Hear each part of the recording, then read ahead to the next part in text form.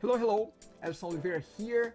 This is the TADUG, Toronto Area .NET DNN user group, and we meet once a month. Today is June the 5th, and this is the June edition of our meetup. Just going through a few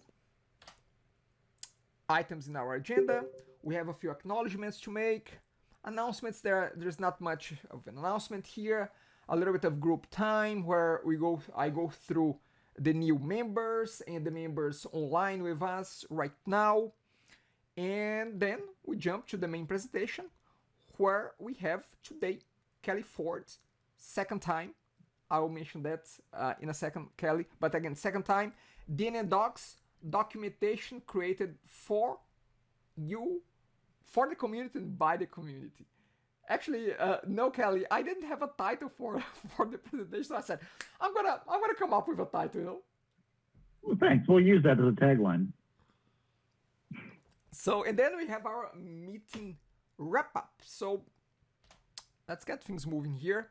We have a game today to attend to, and I'll mention that towards the end, but very important today. Mike, I see you smiling already. We have a very important game tonight, and it will start, I think, right after our meeting. Anyway, a few acknowledgements here. Our sponsors, DNN for Less, hosting your DNN websites. Thank you, thank you, thank you. Let me see here. Where's my cheat sheet? Okay, thank you for Jesse Haggerty from DNN for Less. Also want to thank Damir Kapustik from Easy DNN Solutions and Andrew Hoffling for helping us putting together the website. So thank you very much to all our sponsors. Announcements. Very slow month, I would say, but it's slow month in terms of announcements. DNN 9, the last version of DNN 9.3.2, if I'm not mistaken, was released about a month ago, so that was already announced before. Now, we are coming up to DNN version 9.4, which might be coming in June. I'm not sure, but there are a few items that will be covered in that version. Minor enhancements to the admin experience, some accessibility improvements as well, and the ASP.NET framework will be upgraded to 4.7.2. And I just wanted to briefly mention about these points. Okay. Group time. What do we have in terms of news? Let me mention a few things here. So we're gonna start with monthly digest from Clint Patterson. This is the monthly digest of May 10th. So there must be one coming up at any point in time right now. But again, it's a good way to get to know what's going on, the important stuff in the DNN space. And he brings up our events and interviews as well. And I know that Kelly was featured in one of those interviews recently. So that's one. And the link to the digest will be posted in the show notes, in the video notes. The other thing that I want to mention is our own DNN News, the news podcast, show, however you want to call it, that we put together once a month. And we had one just about a week ago, a week and a half ago. It was the May edition. So again, if you want to get more information about what's going on in the DNN space, you can get there. I'm not gonna go and re-mention everything that was mentioned there. You have this video to watch and see the news. Now, what I want to mention as well is DNN Connect. We have DNN Connect starting tomorrow, running from tomorrow, June 6th to June 9th on Champagny, Switzerland. So I'm sure that the team there, the organization team, and the attendees will have a great time outdoors, hopefully a great time indoors as well, with some DNN stuff, DNN related sessions. So looking forward to hear about the event. We have our special let's put it this way, our special correspondent. We have Scott Wilkinson. He will be there. He is there. He should be there already, and he should be talking to us about the event in our next DNN news. Okay, so again, I hope that you, wherever is going, you are having and you will have a good time in Switzerland, enjoying DNN Connect. Okay, what else? What else we have here? Let's go back here to our agenda. Let me just mention quickly about one new member that we had this past month, and I'm gonna bring her profile here. Let's see. Okay, well, I think I closed the link, but that's fine. I can always open that again if I'm able to. Okay, quick hiccup. Let me see here. And I'm gonna load that in our browser. Okay, so new members. One new member, Parto Kosh, I would assume. Parto, welcome. Parto is from North York, close by, Ontario. So welcome. You are not live. Yes, you're not live in our chat, but hey, welcome, and you will receive a notification about when this video will be live. Okay, welcome, Parto. What else we have here? Few acknowledgements here about our live team. I'm doing a terrible job announcing this meetup up front, and I will try to make a better job, but again, I'm usually announcing it last minute, so that's one of the reasons why we have low attendance. But I appreciate, I'll just go through the few heads that are here. Luis, welcome, thank you for being here. Mike, always good to see you here as well. I hope that you're gonna be watching the game, which I'll not mention yet, but the game later on. So again, welcome, Luis and Mike Smeltzer. Mike Smeltzer, partner in crime on DNN News, on the monthly DNN News. Okay, so enough of my BS. Let's go to the juicy part of this conversation, where I stop blabbing, and then the real guests, the good speaker, will talk to us. And today we have, for the second time, Kelly Ford. Kelly, let me see if I can get your bio here. So Kelly will be talking to us about DNN Docs, documentation created for the community by the community. Kelly is, if I understand this correct, Kelly, and correct me if I'm wrong, and you can correct me next. You are the team leader leading that initiative. And just to give a little bit of background to whoever does not know Mr. Kelly Ford, he has been working with DNN since version 1. Like any good programmer, read lazy, Kelly has always wanted to do things faster and more efficiently. That motivated him to create Xmods and later Xmod Pro for creating applications in DNN without programming and all the boilerplate codes that entails. Fortunately, other people thought it was a pretty good idea, and the results in sales have kept him awash in Mountain Dew since 2004. Tiring of constant clicking and page loads involved in managing his websites, Kelly had another inspired idea. Why not create a command line for DNN? And that's where prompt came from. Kelly donated code to the DNN platform in 2017, and prompt was officially integrated in 2018 as part of DNN 9.2.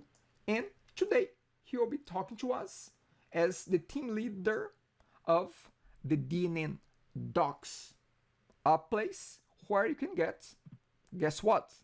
Documentation about DNN, which is one of the pet peeves of so many people out there, including myself, but I think that now we are in pretty good shape. So Kelly, please, welcome, and make me stop talking. Welcome, Kelly. Stop right now while you're ahead. Thanks, Anderson. Yes, I am the DNN Docs project lead, and we'll talk about that in a little bit. Let me see if I can figure out how to share my screen. I haven't done go to media in a while. I'll have to make a presenter, so I'm gonna do it right now.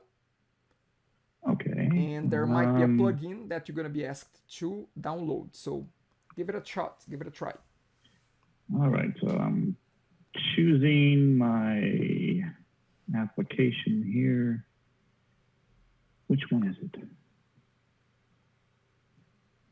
There, hang on. Almost there. There we go. Okay. That's not what I want. I'm sorry. Let me do that again.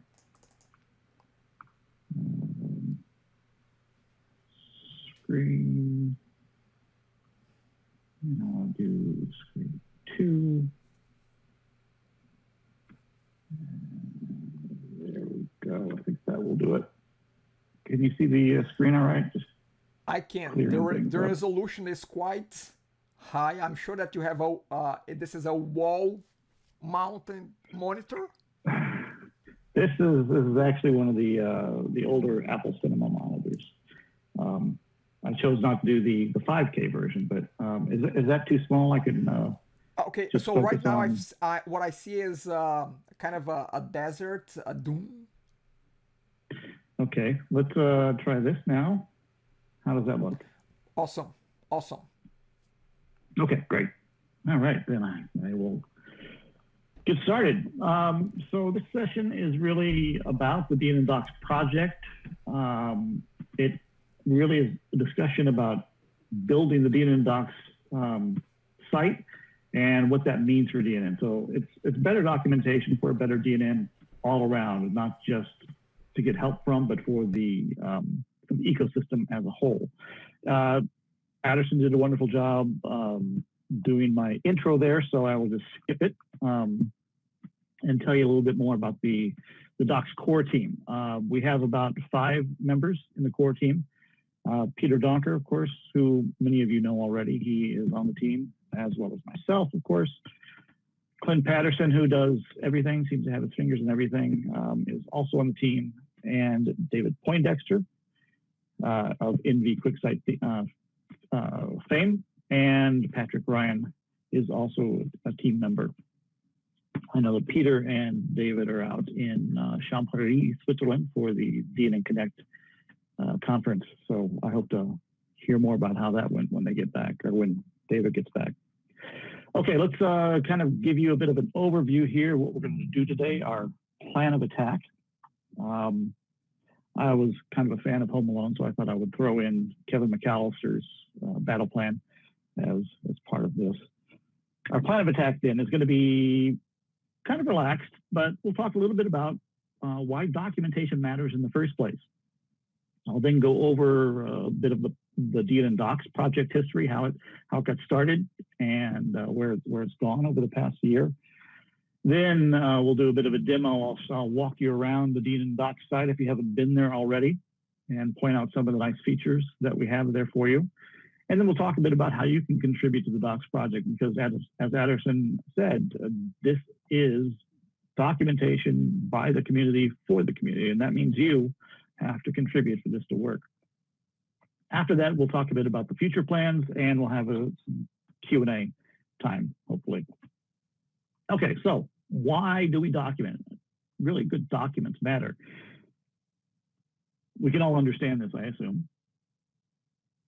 Actually, it translates roughly into whatever is said in Latin sounds profound. So given the choice, I think that the developers typically are not going to write documentation, period, for their products, but when they're forced to by their project managers, it's typically just an afterthought, and they don't really do it that well. After all, they're programmers, not writers, typically. All too often, the developers, they rely on niche jargon or language as they write that documentation. They don't really approach it from the point of view of a newcomer to that software, or from other types of people as they approach the software. and they really just write it from their standpoint. And that's someone with a perspective who's really close to the code. So the result is really you get overly technical or hard to understand documentation in many cases. It really is no wonder why so many people really just don't spend any time reading the manual. And you'll often see responses like this on Stack Overflow. Of course, this is the wrong attitude. We don't encourage you to say that on Stack Overflow or anywhere else. And especially in DNN, we want to work together as a community. So let's talk a bit about why we do document. Really, I come up with about 4 reasons. There are other reasons too, but I think one, and the most important one, is it improves user experiences. All but the most basic applications really require some sort of explanation, especially for new users to figure out how to use it. Many of the bad experiences that a user would have from using software, a lot of times it stems from just a lack of understanding of the paradigm or the perspective that you have to have when using a particular software application. And so with good documentation, I think you can clear up a lot of the problems that people run into, and that ultimately results in them giving a bad review, or at least looking poorly on the software when they really shouldn't be doing that. And then, of course, users who have a problem really finding a solution, when they're running into a problem using your software and they can't find it, that's when they get really mad. And that hurts the reputation of the application. And it's, again, bad for the user. Also, good documentation influences manager decisions when they're choosing software. So not all managers are highly technical, but when you're a big corporation and you're going to choose a software platform, many managers are going to go and look at the documentation and see, well, how well is it written? Is it professional? Does it do everything that we need it to do? Are there any problems we need to look out for as we try to implement this? Those are the kinds of things that good documentation can really help. And so it really helps sell the platform to companies and enterprises that might be looking at that software. A third reason is that, and this is especially true for open source, it influences developer adoption. Good documentation is really critical for attracting new developers, because as they come to your platform, if they don't know how to work with it, they have to take a lot of time to figure it out, they're just not going to adopt it. So if they can get into something quickly and easily, then you're more likely to keep them around and have them developing for the platform. And that's really critical for the DNN ecosystem, as we want to attract more and more developers back to the platform. So good documentation then enables those developers to build new, exciting extensions, for instance, and build them in a way that better integrates with the software, and in our case, the DNN platform, and then can highlight and showcase some of the features of the platform. You see this happen a lot with Apple, for instance, and iPhone apps. There are very specific requirements and APIs and lots of training that goes into educating developers as to how to best leverage the iOS platform. And all that ends up making the iOS platform look better in the eyes of everybody else, because those apps are better integrated with the system itself. Finally, you got to just admit that bad documentation is, in many cases, worse than having no documentation at all. Really, I grant you that something is usually better than nothing, but I would argue that poorly written, hard to use, scattered, incorrect documentation, it really diminishes the perceived quality of the software. As it indicates to the developers, really just don't care about their users. Most users could be end users and or developers that might be attracted to the platform. Now, it's usually not the case that the developers don't care about the users, but that's really the perception that comes from those users. They just don't care about me, so I'm not going to care about their platform. So those are some 4 really important reasons, I think, that we should focus on good documentation, and especially good documentation for the DNN platform. As Addison pointed out, it's been a sticking point for the DNN ecosystem for many, many years. And like you said, I've been around since version 1 and have always had problems figuring out how to do something, and spend hours and hours looking through wiki articles, blog posts, occasional Stack Overflow questions, just trying to find an answer. And that's one of the real big motivating factors behind me starting this project. Okay, so we know why we document, but like I said, bad documentation is sometimes worse than no documentation at all. So what is good documentation? Well, to grossly paraphrase the Supreme Court Justice Potter Stewart, good documentation is like obscenity. I know it when I see it. And that's really the case for most of us, isn't it? If I see good documentation, I can recognize it. It becomes very easy to see, oh yeah, this works for me. This appeals to the way that I learn things, for instance. And we all have our examples of documentation that we like. I think there are some things that we can learn from in these good examples, and we can pull nuggets about how they do things and then apply it to the DNN ecosystem, the DNN documentation that work for our specific kind of scenario. Because each of these examples I'm going to show you, they all have generally the same problems, but they also have slightly different problems, and everything is really unique to each application's customer base or user base or developer base. So they're all trying to solve problems, same general problem, but they tend to solve it in a different way to appeal to their specific audience. Kelly. So, yeah. Kelly, again, I don't know if you want to keep all questions to the end or if I can interrupt you here and there. I mean, how do you prefer to go? Feel free to drop in. Okay, so I'm going to drop in quickly just to kind of ask, I mean, just an observation.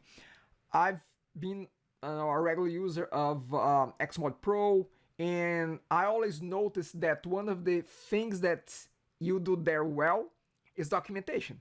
It's so again, I would assume that you had a lot of lessons learned from working with documentation for Xmod Pro and that carried over to this project.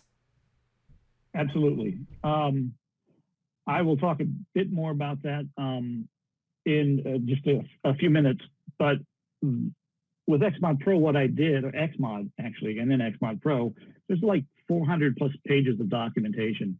And what I decided to do when I started developing it is I wrote the documentation at the exact same time or in parallel with the development. That way I could document all the features because I knew that Xmod and Xmod Pro were going to have lots of things they could do.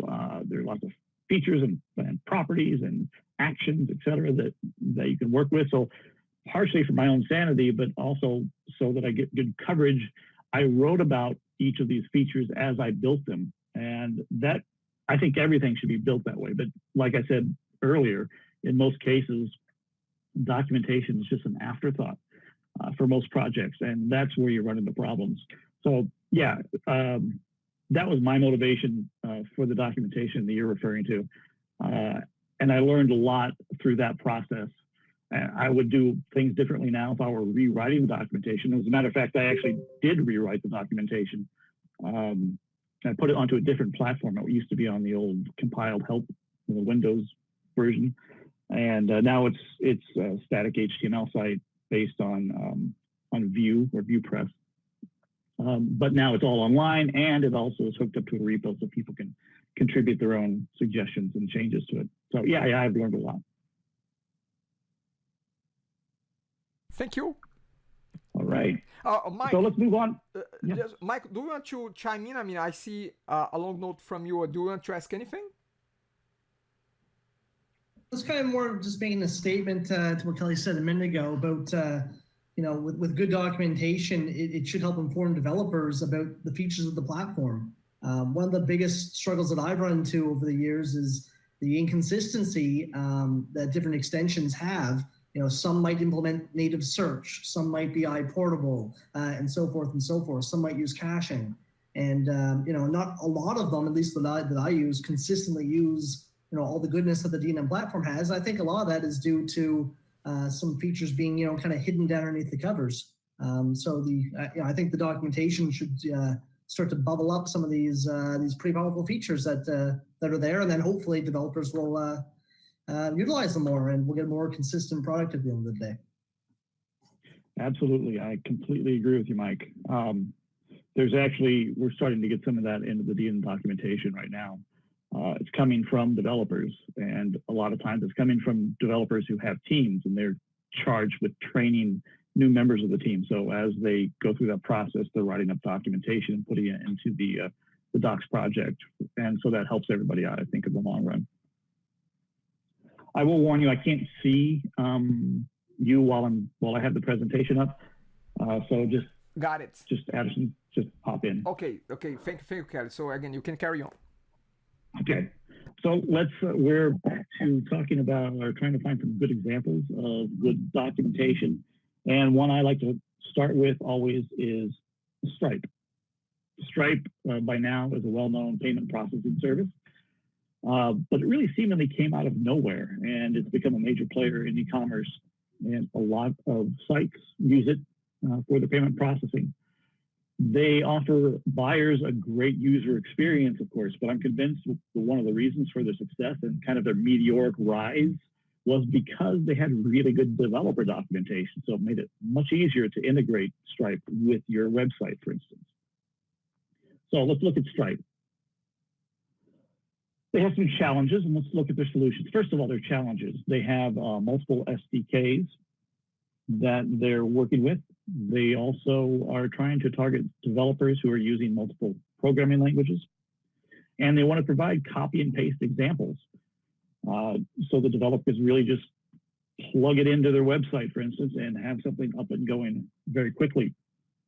So their solution, which I don't know if it's original to Stripe, but they kind of pioneered or they're kind of well known for it. And that's a 3-column layout, with the left-hand column being your typical table of contents navigation, the middle column being your main content, and then the right column being examples. So in this screenshot, of the series of screenshots, I'm only doing the rightmost 2 columns. So imagine there's a third navigation column over to the left. But I wanted to focus on this area because what is unique, or at that time unique, and now they've recently revised their documentation the way that it looks and works a little bit, but it still works fundamentally the same, is in this third column over to the right, you'll see that this is where all of their code examples are, and those are all copy and pastable. You can see the little copy icon right next to the language selector there in that code area. And so that makes it very easy to copy it into your existing code. And if you are logged into Stripe, a lot of the information, like your API key, for instance, will show up in this code area. So that makes it even easier for people to use and get started very quickly. But what's really interesting is that as you can use this, you can see I'm pointing out Go right now as a selected language. And look at the green box there, you can see that they have a paragraph there talking about Go as being strongly typed, and they have information that's related to Go. Now, when you switch the language selector from Go to .NET, for instance, come on, switch. There we go. Things change. Not only does your code example change to C# code that you can copy and paste, but now what was in the green box, which I am now highlighting as yellow, is all about C#. So as you switch languages, not only does the code example change, but the text in the main body of the page changes along with it. So it's contextually sensitive to the language that you've chosen. And now if we go to Node.js, which is JavaScript based, then you can see that it also changes again. JavaScript is not strongly typed, and so they have a different paragraph there for Node users to read. So I think that's really very impressive. Not necessarily something that DNN would necessarily use, but we're primarily catering to the C# language, so it's not as much of an issue for us, but that's a really good example of how to work actively to solve your users' needs and get them up and running quickly without a lot of confusion on their part.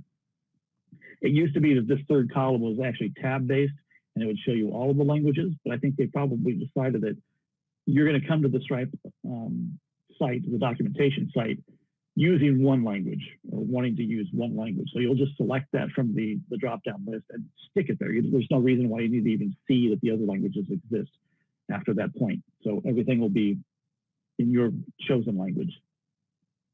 Okay, let's move on to a different example. And this is something that everybody knows, GitHub, of course. They're familiar, at least, with the Octocat. GitHub has a number of different challenges. Whereas Stripe is fairly small API and very focused API, GitHub has a larger API. And that large API also spans multiple development languages and multiple libraries because they have a number of different SDKs as well. Of course, like Stripe, they also want to be able to provide copy and paste examples. So this is their solution in their REST API documentation. So they have a lot more than Stripe does, so they need to break it out a little bit differently. You'll notice here in the top right that they're big, I'll call them sections, or you could call them libraries. They're split out in off to the right, reference, guides, and libraries. So they have that kind of major navigation aspect to them. Next, you'll see below that, this is the navigation within the, we'll call it a book for now, for a metaphor.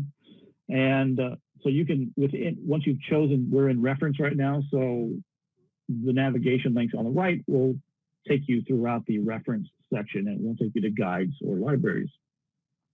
Now, within a topic, at the top of the page, they give you direct links to parts of the topic. So you'll see this for long topics.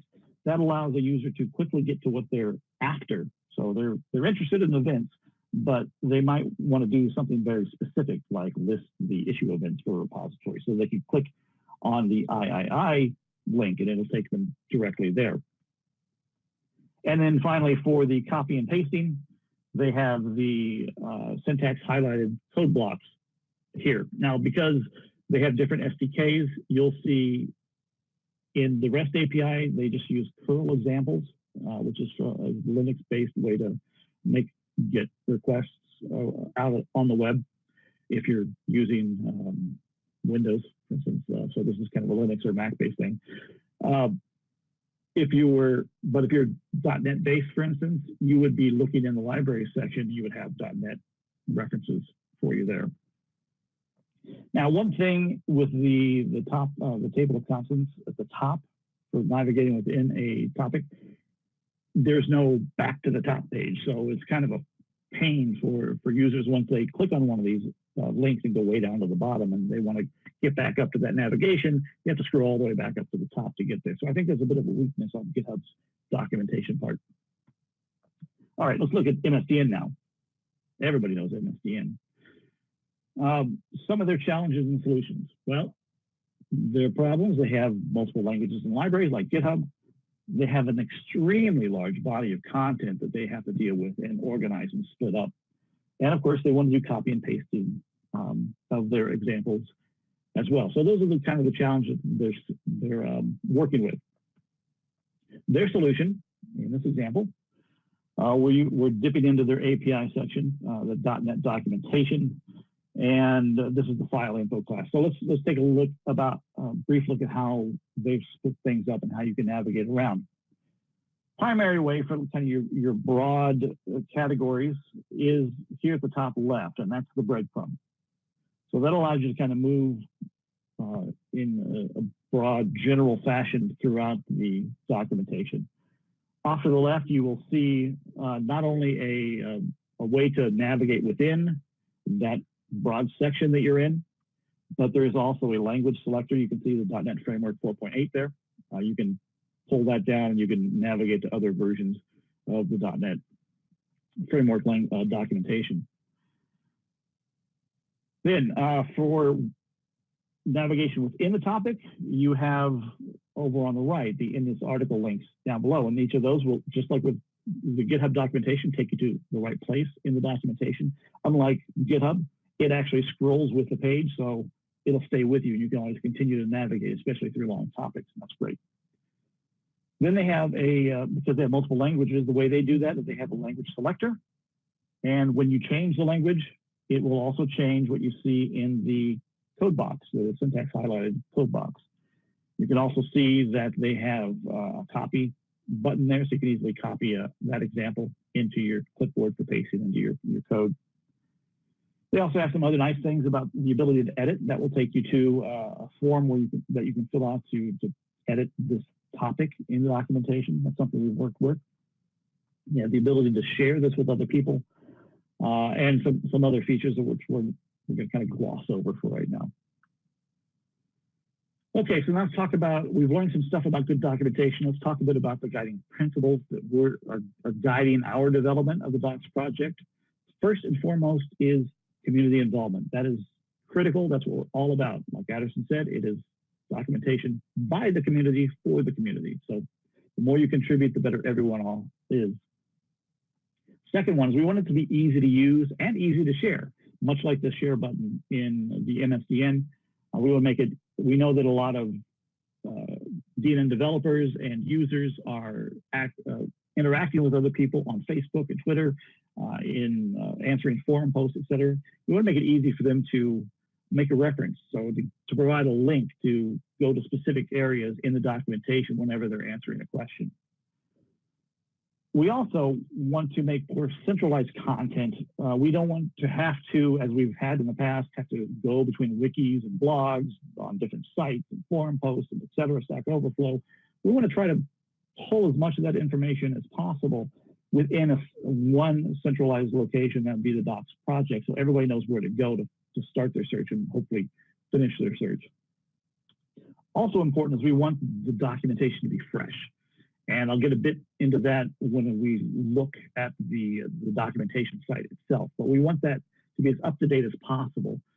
So we want it to work with DNN. We want that documentation for each version of DNN essentially to be carried over as quickly as possible into the Docs project. So whenever you go to the site, you're assured that you're getting the most up-to-date documentation that we have available.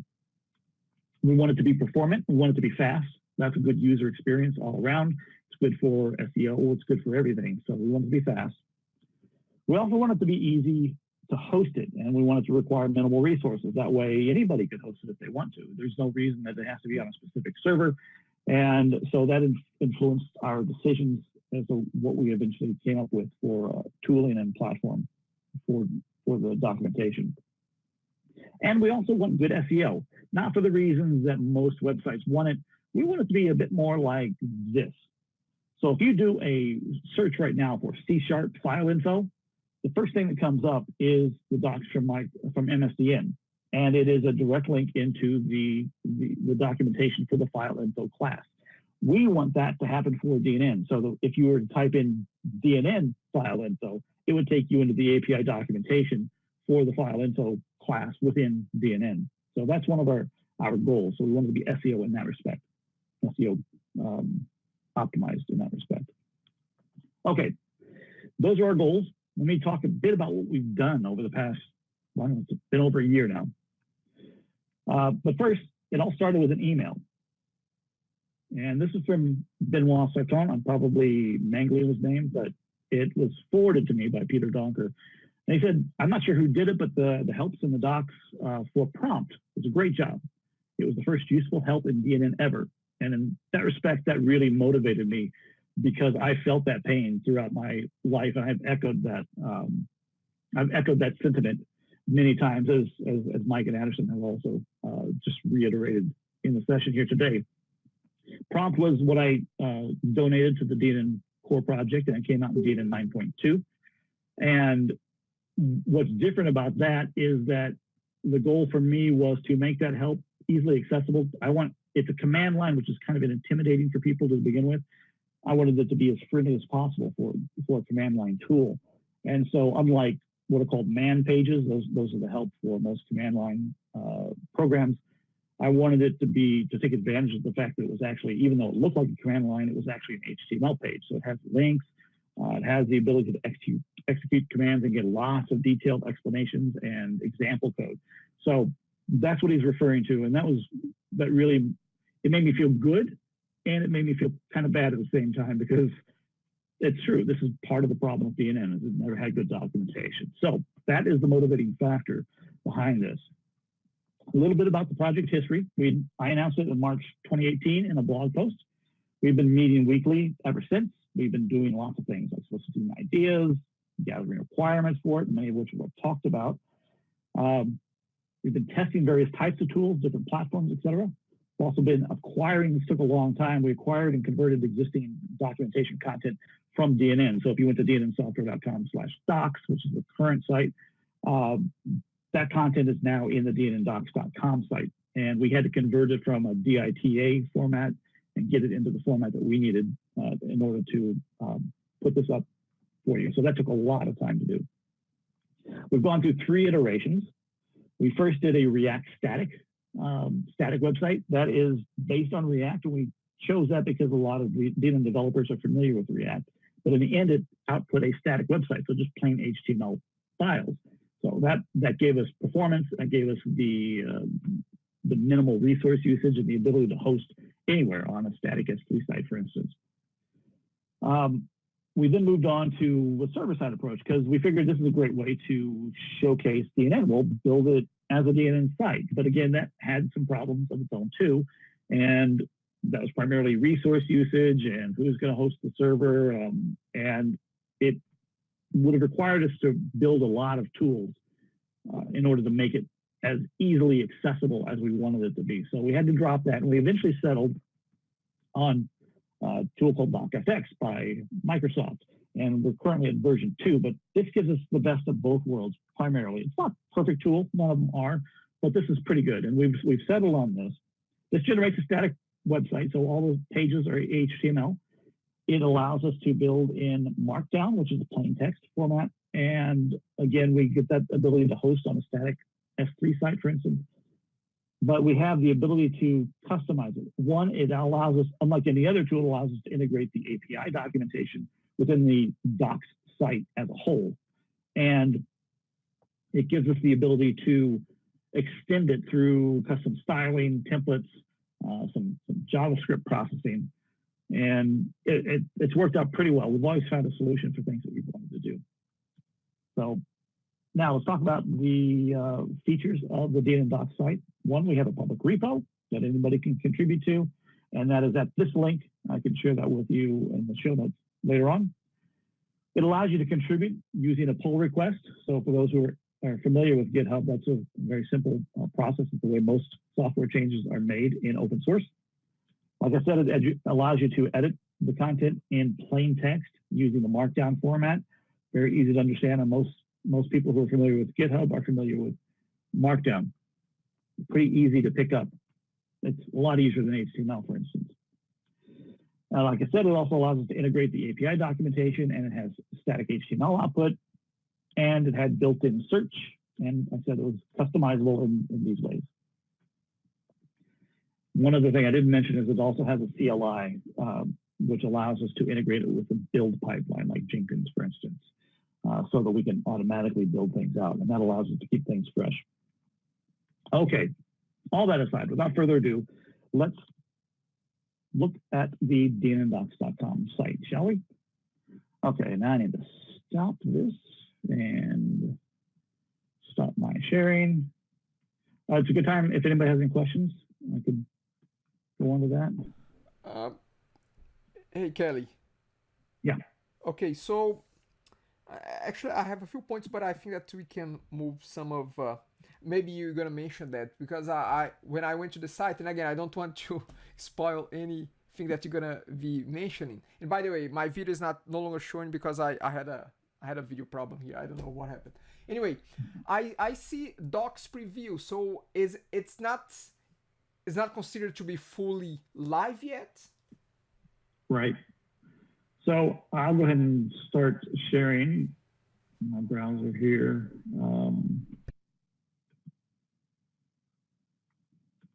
Here.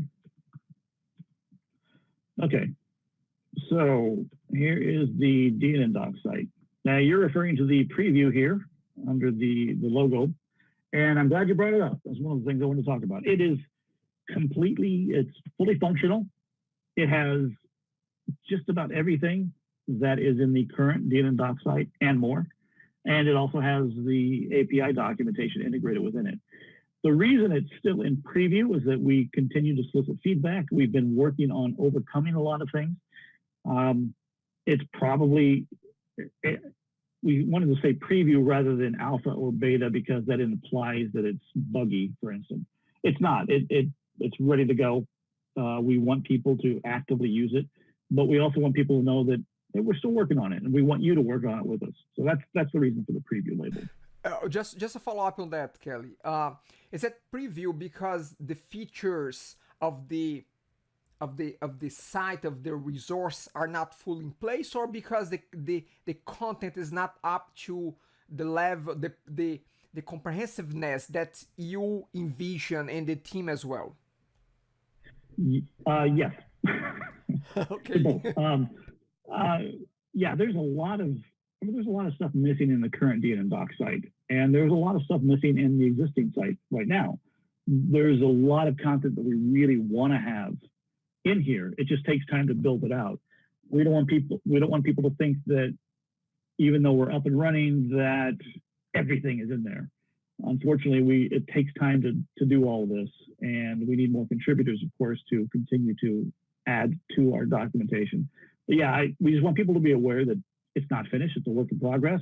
And we're actually looking at, one of our goals is to restructure the architecture, the information architecture. And so things might change in the site as well. I have more questions, but keep going. I have more points here. Okay. Well, I just want to show you around a little bit, and then we can get some more questions in. First of all, this is the homepage. And you'll remember I said that our primary goal was to focus on the community. This is, as Patterson said, this is documentation created by the community for the community. So our primary focus here is on the people, on the community. We want to reward our contributors to the Docs project. So right here on the homepage, and we previewed this at DNN Summit, but it was all fake. Now it's actually live. We have our top contributors. This is actually pulling directly from GitHub. So we can see that Clint has the most contributions. And it will list our top 5 contributors of all time for the Docs project. But we also want to reward people who have contributed recently.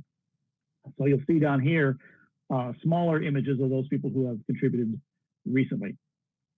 Also, we want to really build up the fact that, especially for like enterprise managers or project managers that are looking to see whether or not this is appropriate for their particular needs. We want to talk about the community surrounding the platform. So we have helpful links to the community blog, dnnsoftware.com, of course, the up and coming dnnsoftware.org, the community site. And we also want to link, of course, to the platform on GitHub. Below that, we want people to know where else they can find information about DNN in terms of events. So as you had mentioned, we're highlighting the DNN Connect conference in Switzerland, the next summit, DNN Summit in Florida in 2020, and then our 2 most prominent DNN user groups, the Southern Fried DNN and, of course, TADUG. Look who's and there. When they meet.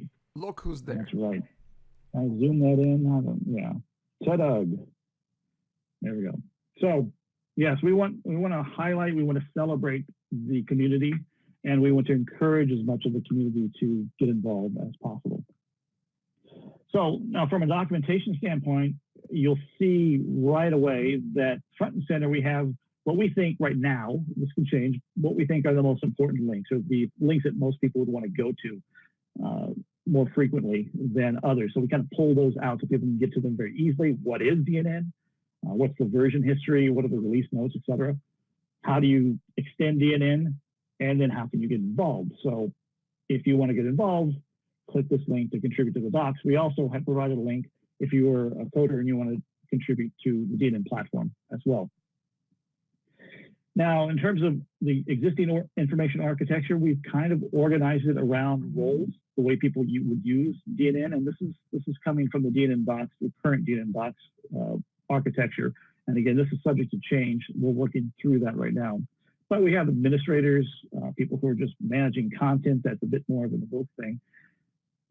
Developers for DNN, and of course, designers. And content is organized based on those kinds of roles.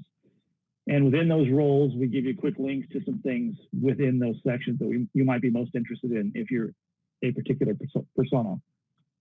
I will note that these little avatars, these aren't valid right now. These are still fake. Placeholders, we'll call them. They're not fake, they're placeholders. And that's the home page.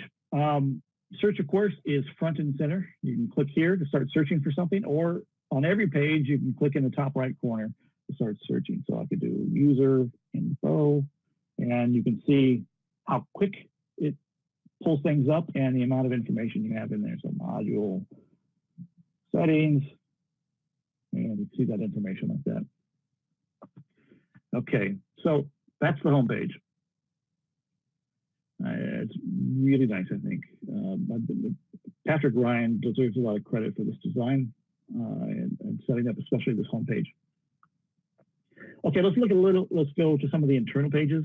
So I'm going to go with this one. I'm just going to do a search for it, module injection filters. This is an article that doesn't exist on the existing doc site, and this was contributed by Brian Dukes. Something that I had not really been, as a developer, long-time developer, I'd never really dealt with module injection filters. And you don't have to know what it is for this session, but I wanted to use that as an example to kind of point out some of the other features in the internal pages. So first of all, we have our breadcrumbs, much like you saw on MSDN. We have our main books, we'll call them, our role or persona-based navigation to go to different sections of the documentation. Over in the left, we have our in-section navigation.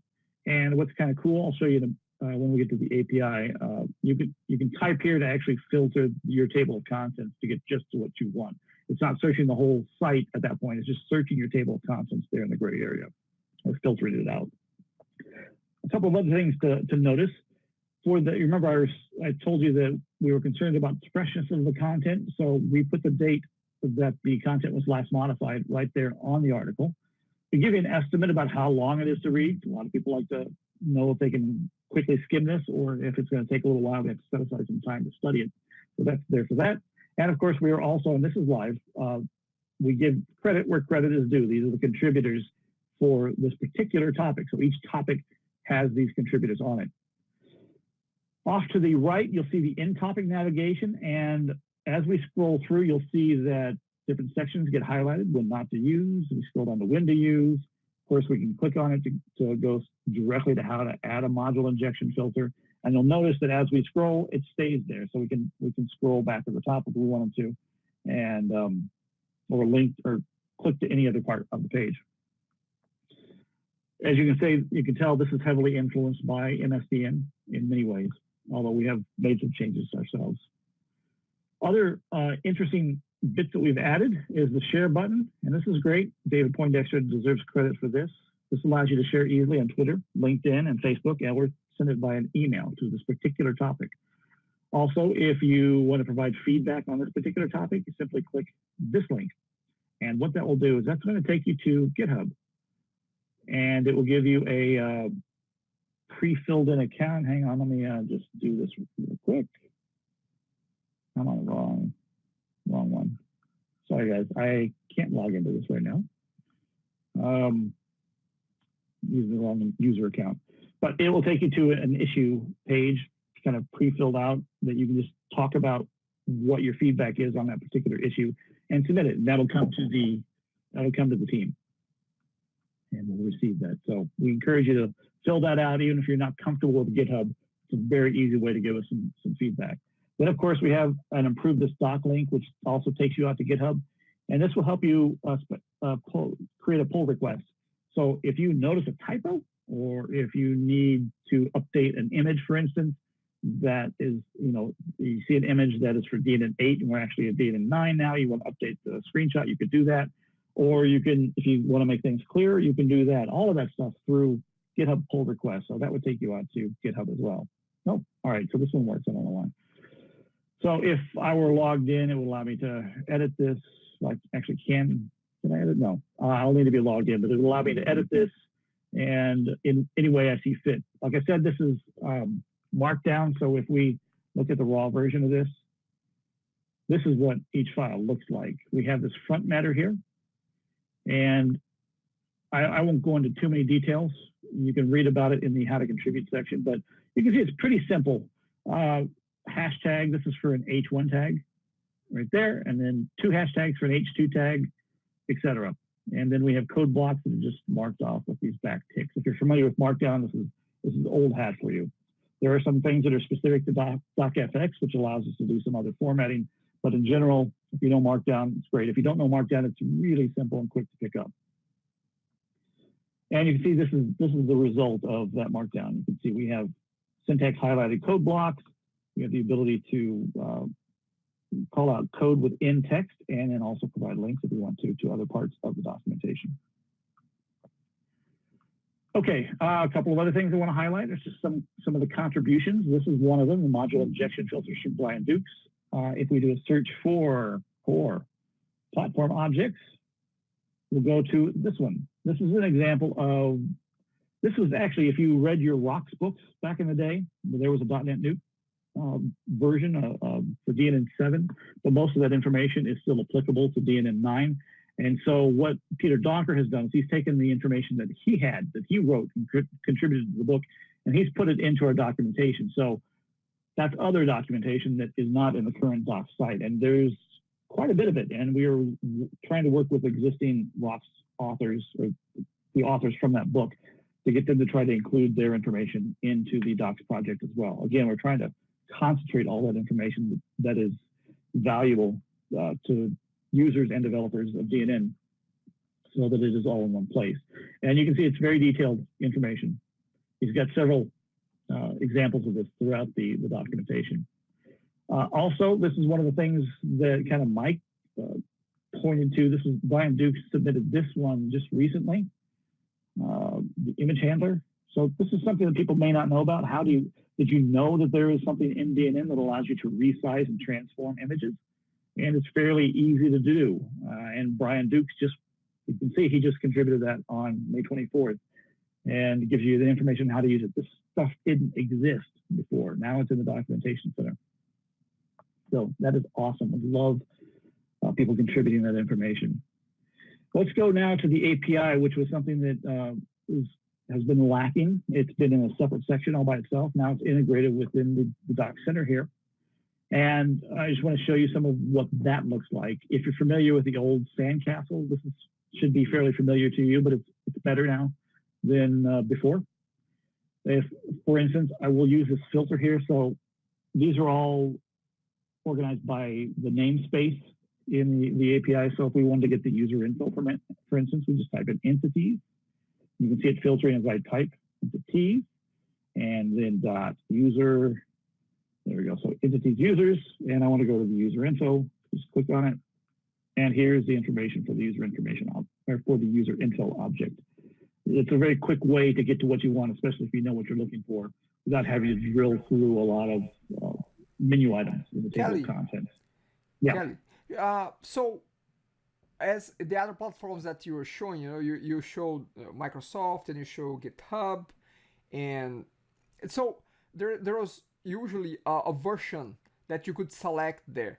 And again, I would assume that it's already so much work here that to add the variable of which version this is referring to is an enormous amount of work. But I just want to understand, what should we assume that this API relates to in terms of version of DNN?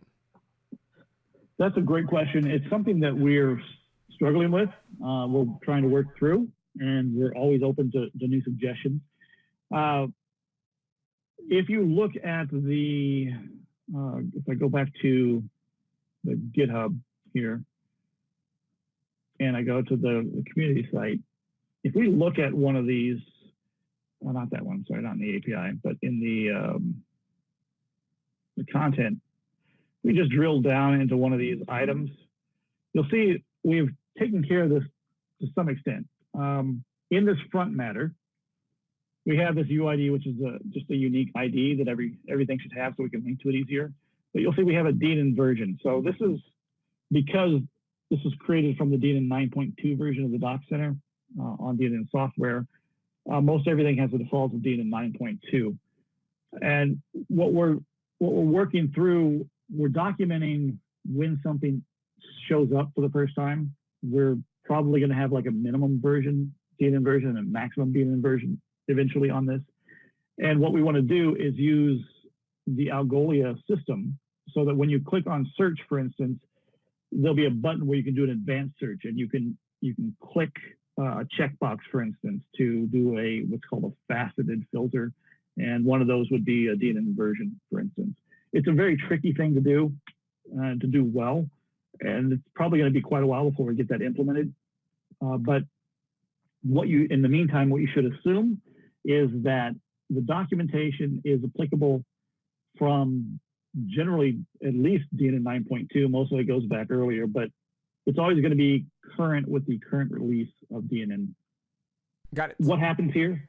So, and one other point is that the API documentation specifically, every time the doc site gets built, it pulls in the actual code from DNN.platform, the repo, and goes through the source code comments and generates the API documentation from that. So it's always going to be based on the most recent version.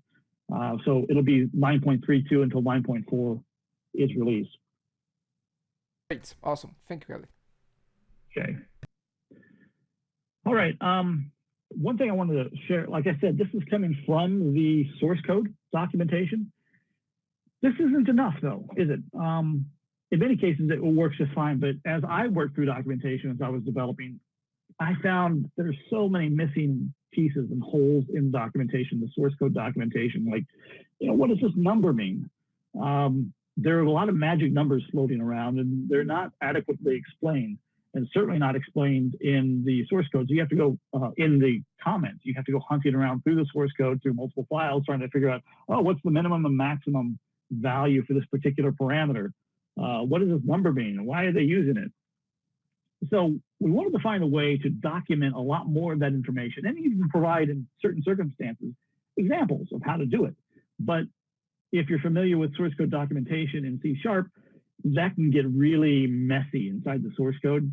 It can take up just a lot of space, and it's kind of hard to write. Source code, have source code show up within the comments for the source code. It's kind of a meta thing. It's really complicated.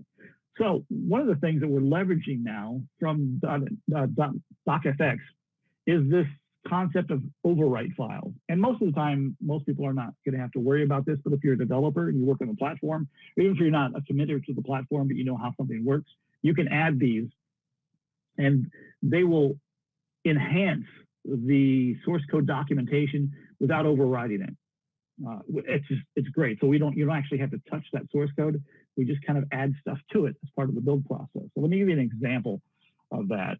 If I type in iSettings repository, this one right here, don't worry about what it is, but this is one of our proof of concept examples from Peter Donker.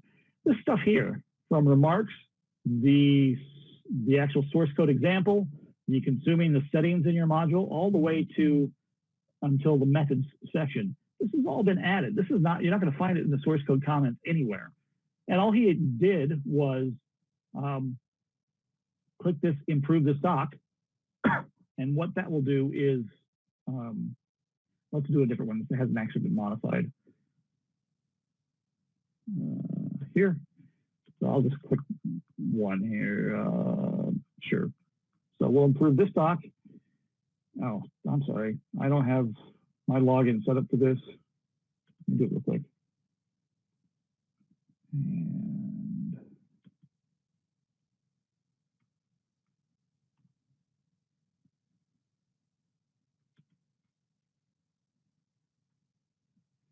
just grabbing it from my password manager.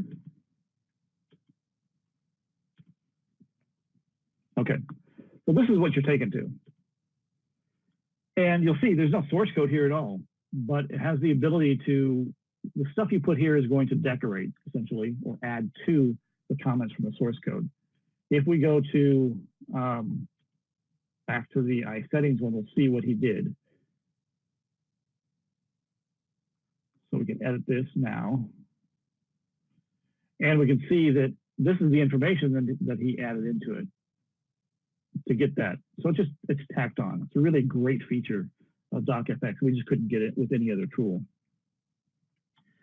So that really is what I had to show off for the documentation. I really have gone too long, I think, in this session. I haven't really gotten to how you can contribute other than through GitHub. How much am I out of time yet? No, that's okay. That's okay. I mean, we are good until until the top of the hour here. We are just fine. Okay, cool. All right. So, are there any questions at this point? I have a few notes here. Let me see here. So I don't know if I got this right, but you mentioned that the way to contribute is via GitHub. Is that correct? Yes. That is, most developers, of course, are using GitHub. And I realize that ordinary users may be a little scared of GitHub. That's just something we're going to have to work through. We do have guides and videos on how to do that we'll work through with people. But yeah, that's the way to do it. That allows us to do versioning. We can always roll something back if we need to. And it allows us to better manage the whole contribution process.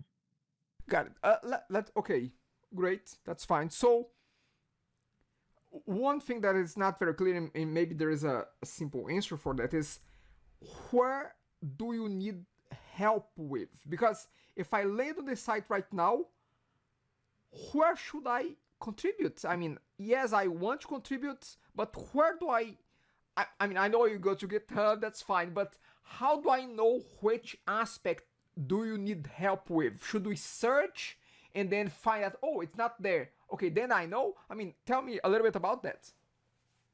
Sure.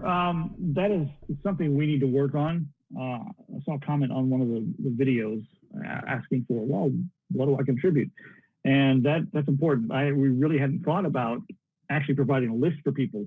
Our initial motivation we thought would be people getting frustrated or trying to find something and not finding something, or finally finding the answer and then wanting to contribute that information to the docs. One of the motivating factors behind people who work in a team for an agency, for instance, is when you're training new people, you want to be able to point them directly to a solution or how to do something or the documentation for something. And if it's not there, then you write it up and you submit it. And that way it's there in the future when you need to do that training for someone. But I recognize that we really should be providing a list of areas that we're deficient in. There are a lot of areas, but before we come up with a list, for instance, you can simply go through some of this stuff. Actually, the administrator's homepage, for instance, this is not much information at all. This could be definitely fleshed out to be more of an overview of administrators and what they do, provide links directly to specific areas within the administrator section, for instance. There are, as you click through this, you'll find a lot of stuff that is missing or is there but is small or doesn't have a lot of information. And I would say initially be guided by the problems you run into or the questions that you hear about on Facebook or the forums. If you don't see an answer to that in the docs, then that would be a great thing to do. The wonderful thing about GitHub is that you can go ahead and submit any new topic. All you have to do is create a file and then create a pull request. You can even do it as a draft now in GitHub so that it's not an official pull request yet, but you can do it as a draft so we can all work with you on it. Say, hey, yeah, it's a good idea, but it really belongs here, or why don't you try fleshing this out or adding some more information here, that kind of thing.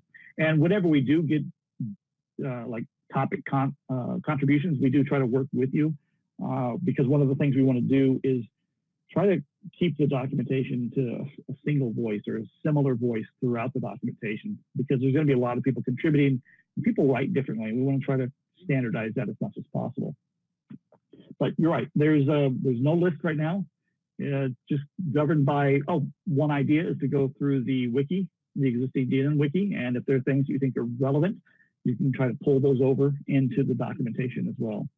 But as you work through it, even though it looks like there's a lot of stuff here. There's really not. Designers, this is one thing. Designers, we need a whole heck of a lot of contributions. There's just not much here. I got it. So the more that you can submit, the better.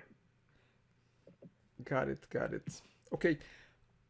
At this point, Kelly, should we send someone that needs to get to know about DNN? Should we send them to DNN Docs? Yes. If you would normally send them to the dnnsoftware.com/docs site, you should send them here instead, because this is going to have all that information plus more. If you have another source that is really specifically geared for a new user, for instance, then you may want to send them to that source instead. There's nothing wrong with the doc site per se as it exists right now. It just may not be completely tailored to every situation at this stage, and we do need more information, more documentation. I get it. Okay, I have another one here. So just so I understand, and again, you can use yourself as an example or any other team member that is part of. I just feel that it's a monumental amount of effort and work to get this going and keep this up. How? And maybe you're not the best example of that, because maybe if you are just contributing, you're gonna be using less time. But how do you manage to add that to your working day or working week, to find time and time slots to contribute to effectively to this? I mean, and what the reason why I'm asking is because I just want people to visualize and understand, okay, this is how he does that, so maybe I can try something similar to that, or something close or halfway to that, So yeah, that's it. Well, that's kind of a tough question. It's kind of the question that everybody needs to solve for themselves whenever they are contributing to any kind of open source project, is how do you balance your paid work with the free work? From my perspective, I work a lot in DNN. I have scheduled an hour or two to have a weekly meeting with the core team. And then part of my day, I just schedule to go into GitHub and see if there are any pull requests. And I'll do that a couple times a day so that we can actually publish any new things as quickly as possible. As for writing, it's hard. It takes a long time to create new content, and that might take several weeks to do one page. But I fit it in. I can't write new content every day, but I can write part of content at least every week. I'm working on documentation for prompt, for instance, right now, to put into the documentation. I've been working on that for quite a while. But I just simply schedule it in. But for other people, I think really whenever you run into a question or a problem, or you're having difficulty and you ask someone, or you get an answer to something, there's your motivation. Just write it up. Just write up whatever the answer was and submit it as a draft pull request if you can't find it in our documentation. And then that might let us know that, hey, yeah, this is a missing piece of content. And we can say, hey, well, you can add this to this topic, for instance. And it doesn't take that much effort, because you're already working on a particular project or a particular problem, and you're getting the answer. Just start writing it up. We'll even work with you on the language in order to get it in. And that doesn't take much time. It might take an hour out every day, every few weeks, or whenever you run into the problem. But we're really crowdsourcing this. That's the thing. It takes a lot of effort, and it's going to take a lot of effort for us to manage it, the contributions that come in. But by crowdsourcing and leveraging the great DNN community, everybody can just do a little bit, and that whole aggregate of effort is going to make for fantastic documentation. Okay, good. Okay, thank you. Okay, so that's the preview of the docs. Again, it's called preview, but consider it a released version. We call it preview again because it's going to change, and we don't have everything in there that we would like to have in there before calling it an official 1.0 type of release. But I hope you like it. That's awesome, Kelly. Okay. Let me switch back over to my screen share and start back up on. Actually, I don't need to do that. I was going to talk to you about how to contribute. Let me run through that real quickly, just so you know. We've covered it a bit already, but if you go to our repository, this is it. It's at github.com/DNN Docs. This is how it's set up. Most of the information, the articles, the how-to stuff, is going to be in the content folder here. And then everything is organized by folders, like administrators here. Kelly, yeah. You are not sharing your screen right now, okay? Oh, thanks. There we go. And application window there. Boom. All right. Sorry about that. Okay, so if you go to the DNN Docs repo here, and this is the URL, it's under DNN Community/DNN Docs, then you'll see our code here. And what you want to focus on is the content folder. This is where most of the articles, the how-tos, et cetera, are in. The API, this is the API documentation. This is automatically generated. The overwrite file that I was showing you that Peter had done, that gets stored in the API doc folder, but probably most people won't work on that. You're going to work on the content folder. If you have images that you want to put in, you put those in the images folder. So fairly straightforward. Within each of these, every file is a markdown file, as I said, and it's called index.md. So you're going to drill down through folders, like the developers folder here, and you can see there is an index.md here. And that will be kind of the landing page for the developers section. If you look at the way this is set up, everything has front matter, which is just these 3 dashes delimiting it. Everything needs to have a UID, which stands for unique ID. And whatever is over here needs to be unique throughout all of the documentation. That way it makes it very easy to provide links to different documentation. We can move things around without breaking links. The locale, this is simply going to be the language, and right now we're only dealing with English. We would like to translate at some point, but we'll do that after we figure out the DNN version thing. The title for the topic is right here. The minimum DNN version that it applies to should be here. And if there are any other related topics, you can put the UID for those right here. Those will be used later on. We don't have those worked with in the documentation right now. But then it's simple. After that last triple dash, then it's just standard markdown. And that's all there is to it. So if you go to the docs site and you see, well, the easiest way to do it, again, like I said, is if you're here and you notice a typo, for instance, just click on improve this doc. And it's going to take you to that actual page. You can see where it's located. And then you just start editing it, like so. Now, if you are, I'm a team member here, so I can just edit this directly. What we'll do when you go through the process of contributing is you're going to fork this repository for your own purposes, and so it'll take you to that fork. Actually, when you click on that edit button, it's going to prompt you to create a fork in your account. A fork is simply a copy that's separated out but still linked to this main repository. It's just basically a working copy for you to work with. Okay, now I want to get to other ways to contribute. I want to point you to how to find out more information on that. So on the homepage, this link right here under Get Involved, Contribute to the Docs, click on that puppy, and this will give you everything you need to know about how to contribute.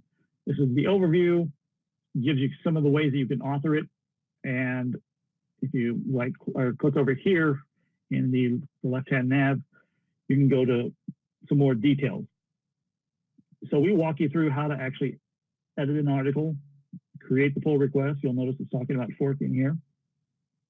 It also enables, you don't have to actually download this and run DocFX, for instance, locally, but we show you how to do that as well during that process. But this was developed by Clint Patterson, and he did a great job of working through this. As he worked through it, he did the documentation, much like I did when I built Xmod. So this should be very complete, and it's been enhanced and modified by some other people to make it even clearer.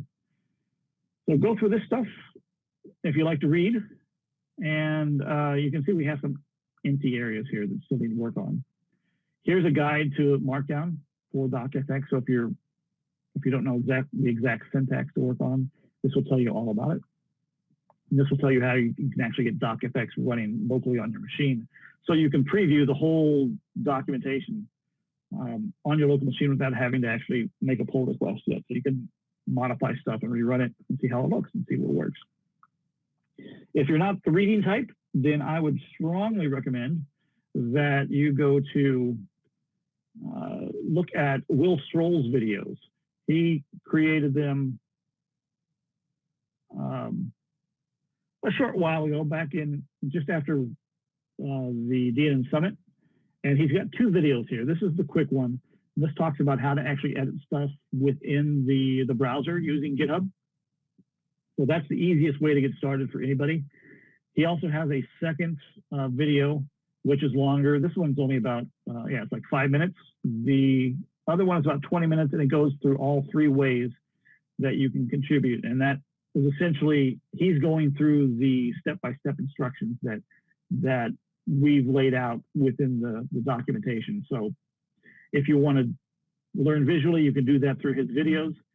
If you want to learn just by reading, then you can do that through the documentation site. So any questions on that? I know that GitHub can be kind of confusing, kind of intimidating for people, but we try to keep it as simple as possible on how you can modify things. Got it. I'm sure that with the instructions from Clinton and the videos here, you can get, someone that is not that familiarized with GitHub can get things going, Yes. And the really neat thing is GitHub is designed for source code for programmers, but it's a great platform in which to develop documentation. People write books on GitHub, for instance. What happens, I want to explain one thing, that once you have submitted your pull request and we reviewed it, we'll approve it. Once we've approved it and merged it into the documentation, it's going to be automatically built. So you're going to see your changes live on the site within a matter of usually about 5 or 6 minutes after we've merged that pull request. We want people to be encouraged to know that it's their changes, their pull requests are not just going to languish there until someone can get around to it. We actively, all members of the team are actively monitoring GitHub and looking for changes. And then we'll respond to you, we'll review it and merge it as quickly as we're able to, depending on changes that need to be made. And once we do that, 5 or 6 minutes later, you're going to see it live on the site and your contribution. Awesome, Kelly. Kelly, I have a question. I think it's my final one. How is the usage of DNNDocs.com? How is that going? I mean, do you see a steady increase? I mean, you don't need to go through absolute numbers, but just give us an idea of how the adoption has been for the usage of the site and the features. We've been kind of running under the radar purposely for a while.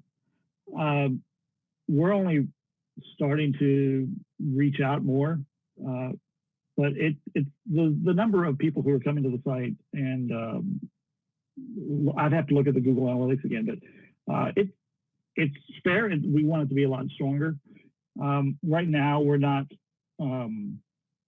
very high in terms of SEO for Google because it's a new site, but that will grow over time. We want people like you, Ederson, and everybody else who's listening to start referring people to the DNNDocs.com for all of their documentation information, and it will grow that way. But it's stable. It's very new still, and again, it's in preview, so we don't have huge numbers yet, but we are getting, like I said, Brian Dukes, Will Strohl, and members of the DNN platform who are committing to the DNN platform. They're actually coming in and keeping things updated in terms of release notes and release information. So we're starting to get good contributions. We just want to build on that motivation. or we want to leverage that, and we want that to build over time. There are a couple of things that we want to do going forward, that we have some ideas on how to encourage more contributions. But in terms of usage of the site, it's okay. For so early, it's doing very fine. We just need to get the word out and let people know that, hey, this is where you can come. And this is going to make it easy for you to link when you're answering someone else's question. Just link to the DNN Docs site from your answer, for instance. Got it. And again, Kelly, I mean, I don't need to say that, but it is a huge effort. Thank you so much for leading this, and it was so much necessary for DNN in general to have a spot like that. We are lacking on that for so long, and now I see hope. I see the light. Yeah, I got to admit, it was kind of scary starting out because, like you said, this is a huge effort. Most people don't really understand how much effort is involved. And it was very likely that, there have been people who've tried it before and failed. The efforts withered out. So it was probably 90% likely that I was going to fall flat on my face. But I've been really gratified to have some great people join the core team, and we're starting to get contributions from people. That's just going to continue to grow, and we're going to continue to work at it weekly, or day after day, really. And eventually we already have the best documentation site the DNN has ever had, but that's going to grow and get so much better over time because people are going to contribute, and we're going to learn from people. We want your feedback. Even if you can't write an article, give us feedback. Tell us what's missing, for instance. And we'll use that. We'll make the docs even better as time goes by.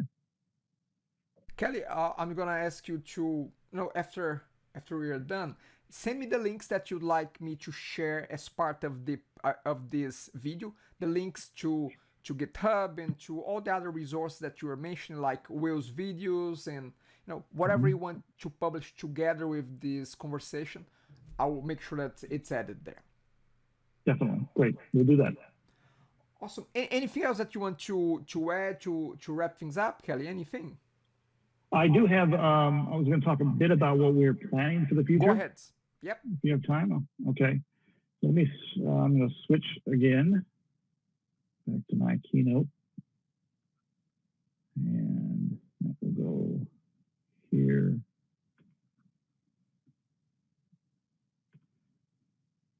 Okay, hopefully you can see that. A little bit about the future of DNN Docs, our future plans.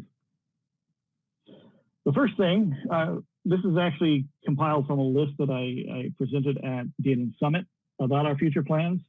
So there are things that we've already done since then. First of all, live GitHub Analytics. Those things are updated in real time. The top contributors and the most recent contributors and the contributors within each topic. That took a lot of work. David Poindexter deserves a lot of credit for getting that implemented. We had, when we did our initial preview, we had the search that was built into DocFX, but that was a client-side JavaScript thing. And because we have so many pages, what happens on your first search as you just started typing, it had to download like an 8 megabyte file. So your first search was really horrible. After that, it was fast, but it certainly wasn't ideal. So we had to work, we worked with the great people at Algolia in order to implement the fast and really good search that you see on the site today. And we're going to continue to expand that going forward. Feedback, that was something that was missing as well. We've added that into it as you saw. Some other things that we still want to do is we want to allow for PDF generation so people can take this offline or print it out as they need it, although we don't encourage killing trees for that purpose. I mentioned this, we're in the process of working through an information architecture restructuring based on what we found out and what we know so far. David Poindexter is leading the workshop at DNN Connect actually this weekend, in which we hope to get feedback from the community there on things that we can do and how we can restructure and reorganize this to be better for everybody. So we're working through that. That's going to be a major project that we're working on. One of the things we want to do is we want to also offer video tutorials and walkthroughs. This is something that doesn't exist in the existing Docs Center on DNN software. We want to add this into our Docs site because people learn in different ways. And so videos are great for a lot of people to do that.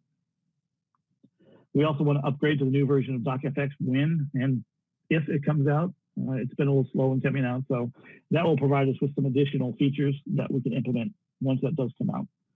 We would like to have some sort of DNN integration so that when you're working within DNN, especially if you're an administrator, for instance, that you can actually click on a link to go directly to the documentation. I'm not sure how to work that out exactly yet, but we want to work with the core team on DNN platform to see if there's a way that we can embed those links within the UI so people can get help at a glance, or when they need it as they're working with the software. We also would like, we know people want to know when new things are added to the documentation system, so we'd like to provide some sort of update mechanism. You can do that right now by just starring the Docs project if you're a GitHub member, but we might come up with a different mechanism that will allow us to email people as new things are added to it.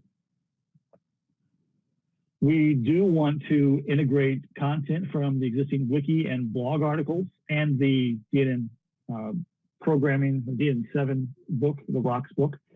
Now we've done some of that already, but if you've written any articles or blogs that are how-tos, we really want to encourage you to add that stuff to the documentation center so that everybody can benefit from it and they don't have to go to 1,000 different places to try to find information. So please, if you have done the wiki or if you've written blogs, consider contributing to that information to the Docs site as well.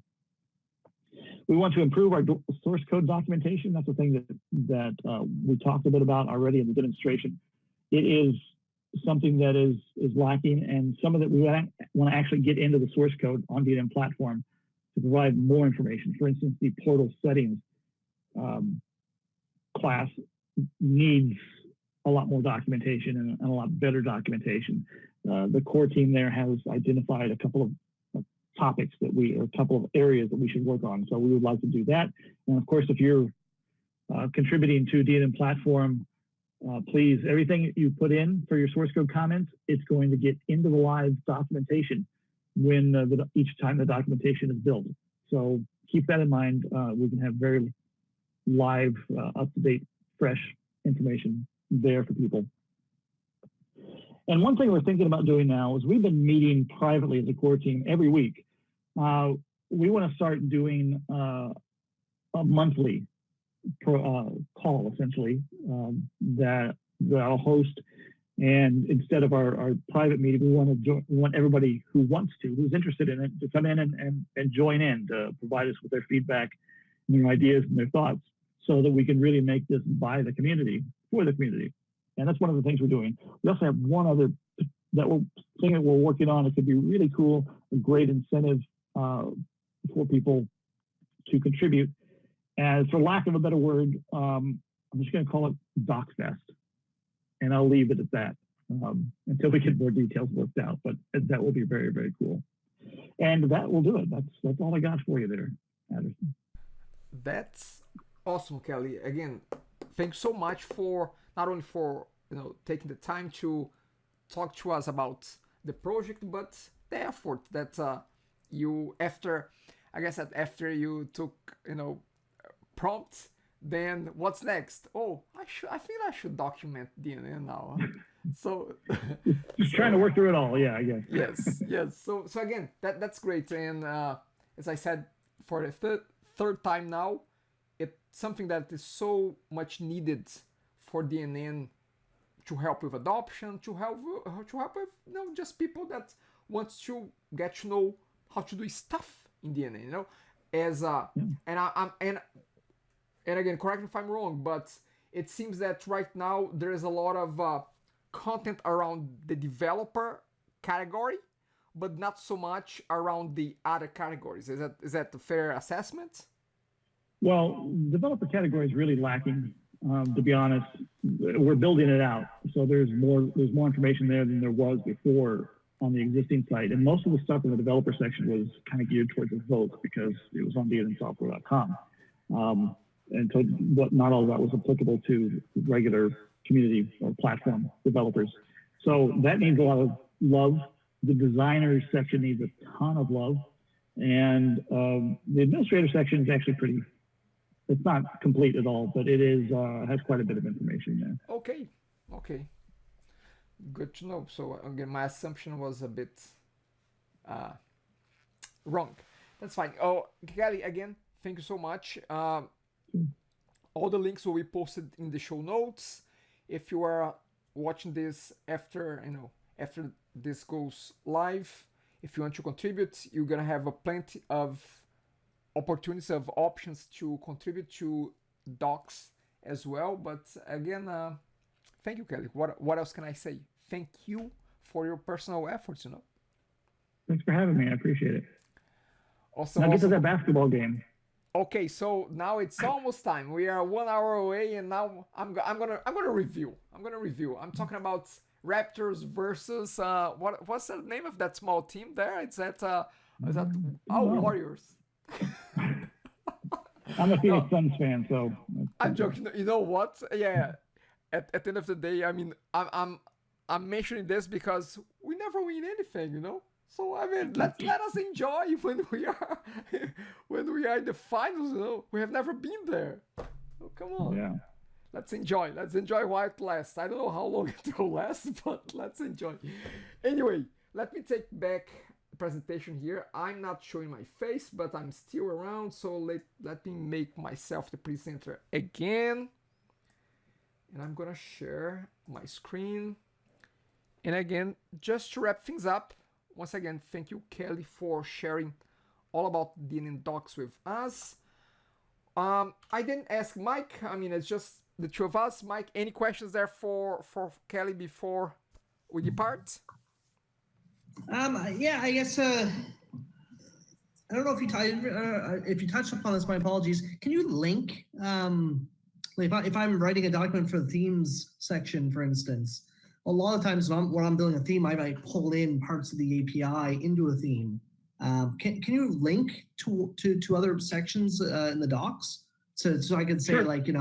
Here's a reference to something in the developer section which is applicable in a theme potentially? Absolutely. The nice thing about Markdown is that it's just a superset of HTML. So if necessary, you can put in HTML, but there's a feature within DocFX. First of all, Markdown has the ability to do links. So you put the title in brackets or the text in brackets, and you put the URL within parentheses. And so that will generate an actual HTML link when it's built out. Okay. But so you can link to any external page, you can link to internal pages, but we made it easier. There's something called an XREF or cross-ref type of link. So you're still using Markdown, but in the parentheses where you normally put the URL, you'd type in XREF : and then the name of that UID. You remember I pointed that out, the unique ID on each topic.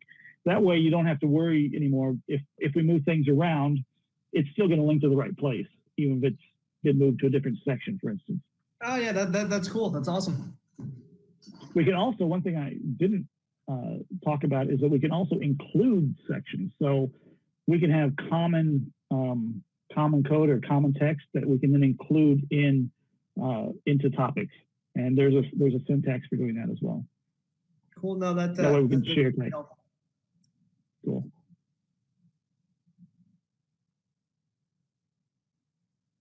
Go Raptors.